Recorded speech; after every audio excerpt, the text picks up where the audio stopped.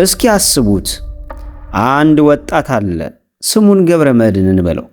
ገብረመድህን እኛ የምንመኘውን ሁሉ አሳክቷል። ከታዋቂ ዩኒቨርሲቲ ተመርቋል። ጥሩ ደሞዝ የሚከፈልበት ሥራ አለው። በመልክም ቢሆን ማራኪ የሚባል ነው። በሰዎች ዘንድ ስኬታማ ነው። ነገር ግን ገብረመድህን ማታ ማታ ወደ ቤቱ ሲመጣ መብራቱን አጥፍቶ አልጋው ላይ ሲጋደም አንድ የሚረብሽ ስሜት ያንቀጠቅጠዋል።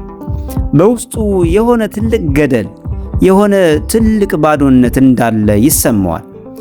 ይሄው ነው መኖር ማለት መማር፣ ሥራ መያዝ፣ መብላት፣ መጠጣት ብቻ ነው ብሎ ይጠይቃል።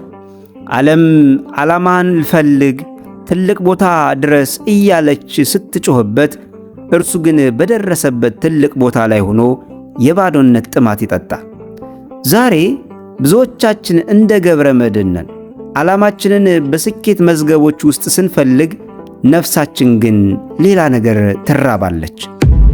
ከባዶነት ወደ ሙላት፣ የጠፋውን ዓላማ ፍለጋ።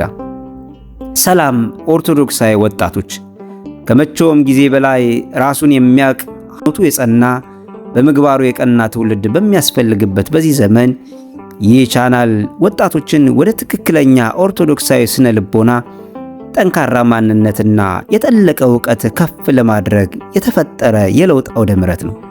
በጋራ እየተማረን የተሻለ ማንነትን እንድንገነባ ሰብስክራይብ በማድረግ ቤተሰብ ይሁኑ። ቪዲዮ ሼር እና ላይክ በማድረግ ለሌሎች እንዲደርስ ስለምታደርጉ በእግዚአብሔር ስም እናመሰግናለን።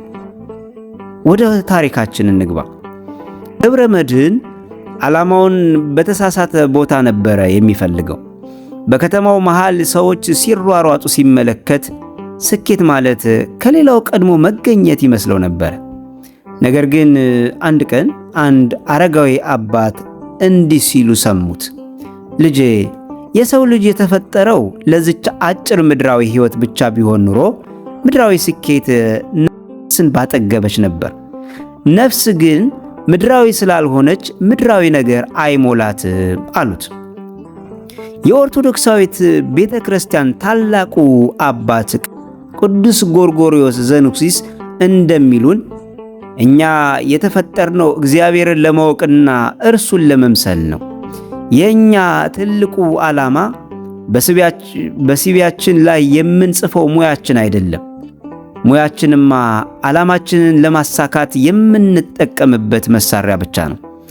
ዋና ዓላማችን ግን እግዚአብሔርን በመምሰል የምንኖረው የክርስትና ሕይወታችን ነው።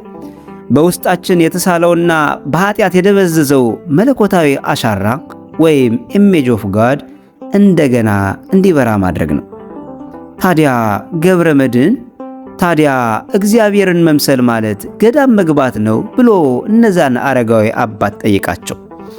አባቱም በተረጋጋ መንፈስ እንዲህ አሉት፣ አይደለም ልጄ፣ ዓላማህን የምታገኘው በምትሰራው ሥራ ውስጥ ሳይሆን ሥራህን በምትሰራበት ምክንያት ውስጥ ነው አሉት። እግዚአብሔርን በመምሰል ዓላማችንን የምናገኘው አንደኛ ሥራችንን በመቀደስ ውስጥ ነው። ሐዋርያው ቅዱስ ጳውሎስ ብትበሉም ብትጠጡም ምንም ብታደርጉ ሁሉን ለእግዚአብሔር ክብር አድርጉት ይላል።